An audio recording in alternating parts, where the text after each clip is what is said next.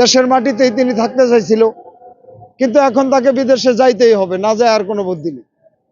তো সবচেয়ে বড় কথা হলো কি, যে আমরা রিক্সা চালক আন্দোলনে আমরা ভূমিকা পালন করছিলাম, বর্তমানেও আমরা আশায় আছি যে জাতীয় নাগরিক পার্টি এনসিপি এই শ্রমিকদের বঞ্চিত করে সংসদে যাবে না। আপনারা জানেন যে একজনকে মনোনয়ন দেওয়া হয়েছে, কথা বুঝছেন? যদি মনোনয়নের ব্যাপারে বৈষম্য দূর করে, তাহলে এই রিক্সা চালকদেরকে সংরক্ষিত আসনে 10টায় পাশ করাই দিতে হবে, তাছাড়া এই বৈষম্য দূর হবে না। কারণ এই আন্দোলনের সময় চাকার বলতে আমরাই ছিলাম, এছাড়া আর কোনো চাকার গাড়ি ছিল না। তো আমাদেরকে ভোটের মাঠে নেওয়া, তার মানে কি জানেন? যদি আমাদের সুজন ভাই ফেল করে, তাহলে আমরা মনে হয় যে একবার এই বঞ্চিত হয়ে যাব। কারণ ওই এলসিপির মাঝে গেলে ওই নেতারা কব ওই রিক্সাওয়ালার নমিনেশন দিয়া আরো একটা আসন কমাইছে। কিন্তু এই পরীক্ষার ভিতরে আমাদেরকে ফেলা ঠিক হচ্ছে না।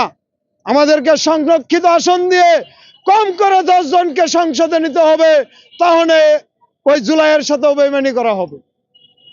যদি তা না করা হয়,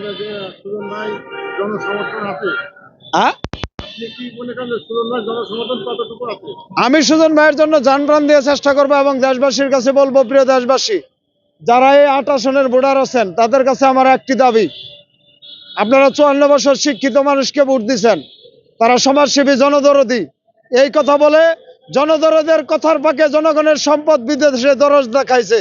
তাদের কাছে ভোট না দিয়ে ওই রিক্সা চালককে ভোট দিবেন। ও যদি দুর্নীতিও করে, বেশি টাকা মারতে পারবো না, এত হিসাবে জানে না। এতে কিন্তু আপনারা বলতে পারবেন এটা আমাদের দাবি যে সুজন ভাই বিপুল ভোটে পাশ করবে। ওখানে মির্জা আব্বাস কেন জনাব তারেক জিয়া দাঁড়ালেও কামাবো না। কারণ সুজন ভাই পাশ করবে শুধু একটা কারণে, এই দেশবাসী এদের ঋণ শোধ করতে হবে। এই 3 চাক্কা চালকদের ঋণ যে এটা শোধ করতে হবে, তা না হলে জুলাই সনদের সাথে গাদ্দারি করা হবে। তা এখন মনে করেন যে নির্বাচনে চলছে, সবাই নির্বাচনে আমেজ, আমরা কিন্তু অধিকার বঞ্চিত, আমরা মৌলিক অধিকার পাচ্ছি না।